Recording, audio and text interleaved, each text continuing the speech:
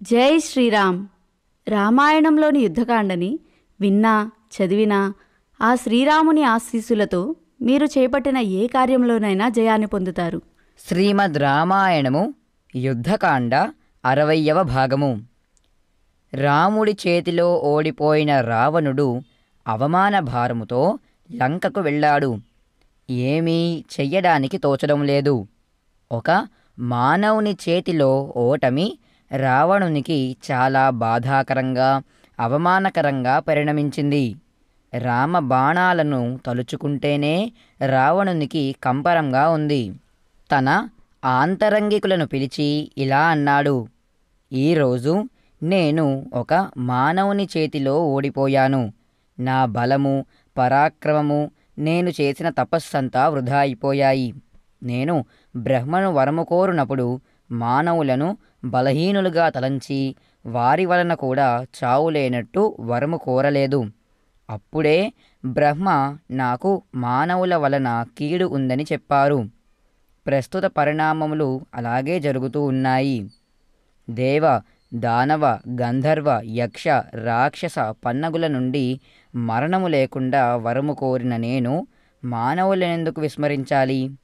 మానవుల వలన కూడా మరణము లేకుండా వరము కోరి ఉంటే బాగుండేది. ఇక్ష్వాకు వంశంలో పుట్టిన అనరణ్యుడు నాతో అన్న మాటలు యథార్థములయ్యాయి. ఓ రాక్షసుడా, నిన్ను నీ వంశమును నాశనము చేయగలవాడు నా వంశములో జన్మించగలడు అని ఆ రోజే అన్నాడు. ఆ మానవుడు రాముడే కావచ్చును. అన్నీ ఇప్పుడు జ్ఞప్తికి వచ్చుచున్నవి.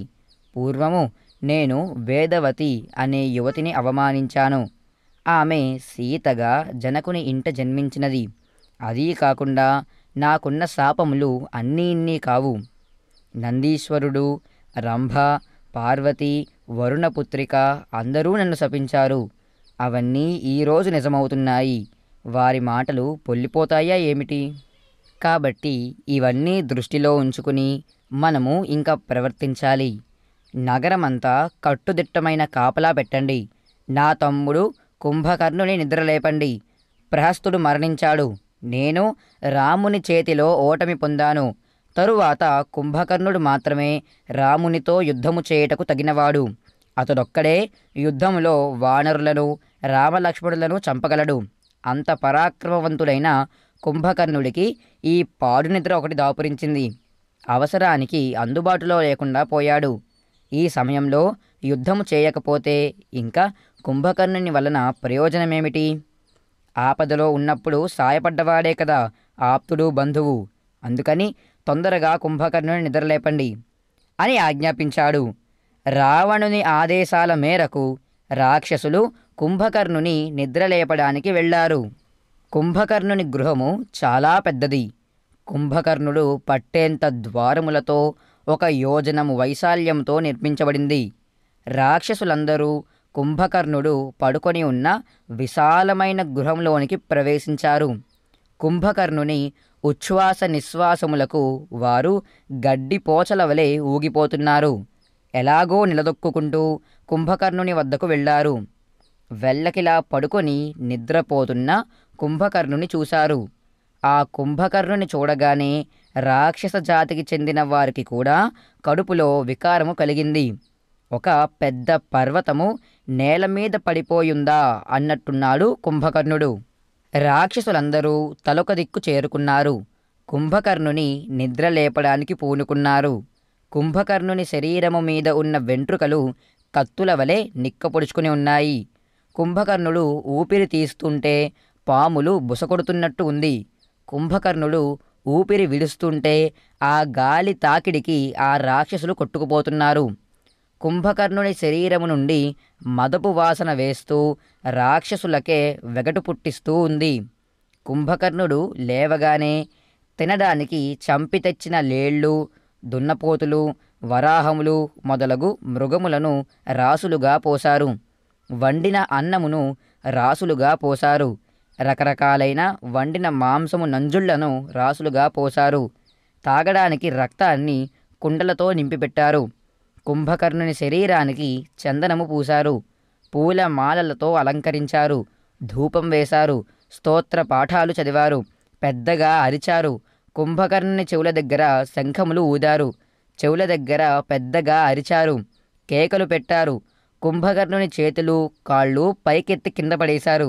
కానీ కుంభకర్ణుడు లేవలేదు.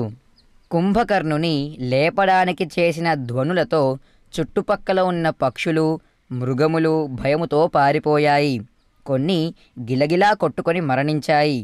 ఇంకా ఇలా ధ్వనులు చేసి లాభము లేదనుకుని రాక్షసులు ముద్గరలు, ముసలములు గదలతో కుంభకర్ణుని గుండెల మీద, చేతుల మీద, కాళ్ల మీద కొట్టనారంభించారు. గదలు విరిగాయి. కొట్టి కొట్టి రాక్షసుల చేతులు విరిగాయి. కానీ కుంభకర్ణుడు నిద్రలేవలేదు. అలా కొట్టేటప్పుడు కుంభకర్ణుడు విడిచే శ్వాసకు రాక్షసులు ఎగిరిపోతున్నారు. అది తట్టుకొని కుంభకర్ణుని కొట్టడం చాలా కష్టంగా ఉంది రాక్షసులకు. అయినా ప్రయత్నిస్తున్నారు. అంతా కలిసి 10,000 మంది రాక్షసులు ఈ బృహత్కార్యంలో పాల్గొంటున్నారు. కానీ ఫలితం కనిపించడం లేదు. ఇలా కాదని వారు గుర్రములను, ఏనుగులను, ఒంటెలను తీసుకొచ్చి కుంభకర్ణుని శరీరం మీద నుండి నడిపించారు. ఒక పక్క భేరీ మృదంగములు మోగుచున్నవి. మరొక పక్క గదలతోనూ ముసలములతోనూ కొడుతున్నారు. మరొక పక్క ఏనుగులు, గుర్రములు, ఒంటెలు కుంభకర్ణుని శరీరము మీద నుండి నడుస్తున్నాయి, అతనిని తొక్కుతున్నాయి. కానీ కుంభకర్ణుడు నిద్రలేవలేదు. ఈ కోలాహలానికి లంకానగరం అంతా మార్మోగిపోతూ ఉంది. కుంభకర్ణుని చెవుల దగ్గర భేరీలు అమర్చారు. వాటిని పెద్ద పెద్ద కర్రలతో మోగిస్తున్నారు. ఎంత చేసినా శాపగ్రస్తుడైన కుంభకర్ణుడు నిద్రలేవలేదు. రాక్షసులకు విపరీతమైన కోపం వచ్చింది. 10,000 మంది రాక్షసులు కుంభకర్ణుని మీద పడ్డారు, కొరికారు, రెక్కారు, కొట్టారు, గుద్దారు, చితకబాదారు. కుండలతో నీళ్లు తెచ్చి చెవులలో పోశారు. అయినా కుంభకర్ణుడు నిద్రలేవలేదు. అయినా వారి ప్రయత్నములు వీడలేదు. మరలా మొదలుపెట్టారు. సదగ్నులు తెచ్చి పేల్చారు. ముద్గరలతో, ముసలములతో కొట్టారు. ఏనుగులను కుంభకర్ణుని శరీరం మీద అటూ ఇటూ వేగంగా పరుగెత్తించారు. అప్పుడు కొంచెం కదిలాడు కుంభకర్ణుడు. ఎవరో తనను లేపుతున్నట్టు స్పర్శ ద్వారా తెలుసుకున్నాడు. నిద్ర మధ్యలో లేపినందుకు కుంభకర్ణుడికి కోపం వచ్చింది. ఆవలిస్తూ లేచి కూర్చున్నాడు. చేతులు రెండూ పైకెత్తి పెద్దగా ఆవలించాడు.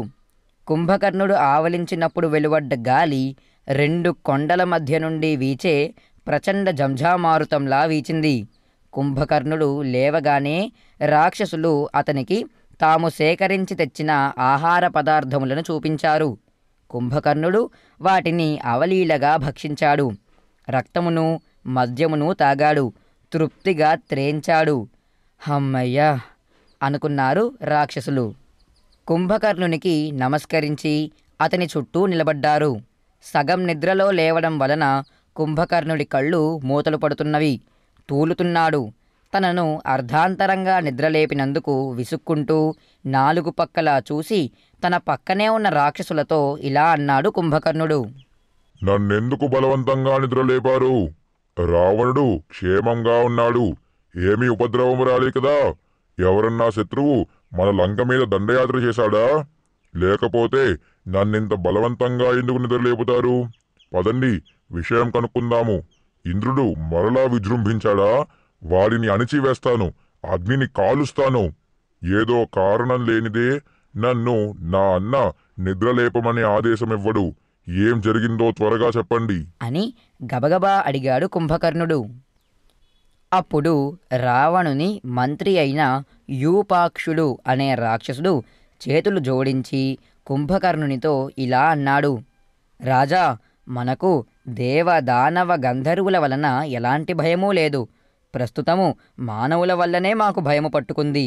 ఈ మానవుల నుండి మేము పొందుచున్న భయము ఇదివరకు ఎవరి వలన పొందలేదు.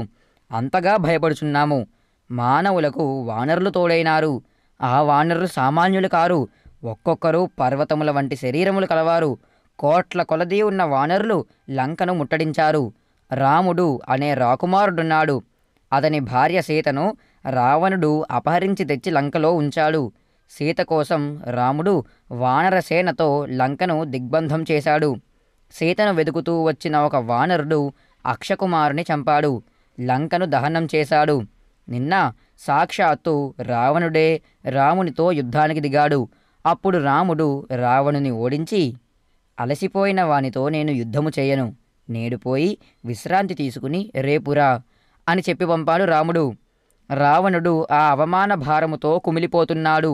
రావణునికి ఇటువంటి దుస్థితి దేవదానవ గంధర్వ యక్ష నాగుల వలన కలుగలేదు, ఈనాటికి ఒక మానవుని వలన కలిగింది అని చెప్పాడు యూపాక్షుడు. ఆ మాటలు విన్న కుంభకర్ణుడు కోపంతో రెచ్చిపోయాడు. యూపాక్షునితో ఇలా అన్నాడు, ఇప్పుడు నేను రావణుని వద్దకు రాను, నేరుగా యుద్ధభూమికి వెళతాను. వానరులను మానవులను సంహరించి అప్పుడు రావణుని వద్దకు వస్తాను. మీ రాక్షసులంతా ఆ వానరుల రక్తము తాగి వానరుల మాంసమును ఆరగించండి, నేను ఆ మానవుల రక్త మాంసములు ఆరగిస్తాను అని అన్నాడు కుంభకర్ణుడు.